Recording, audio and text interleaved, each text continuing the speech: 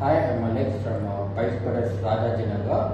This is our student Pallavi. She got placed in a company. Now she is going to share experience about PySpiders Rajajinagar. I am Pallavi Chavadannavaar. I completed my BE in Electrical and Electronic in the Institute of KLE, Hubli.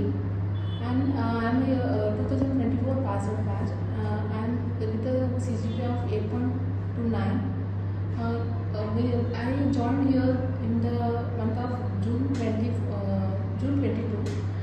and first I started with the Python class handled by the Keshav sir, and it was more helpful.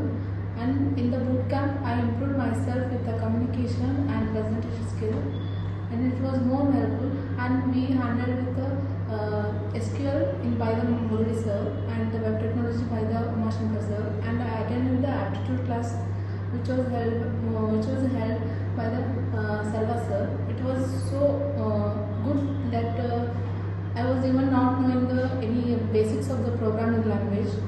But coming here, it started from the scratch, where I got the Python was very little, where we can understand also, where we can get very good knowledge of from the non-IT background also we can get it. I wish her all the best for her further career.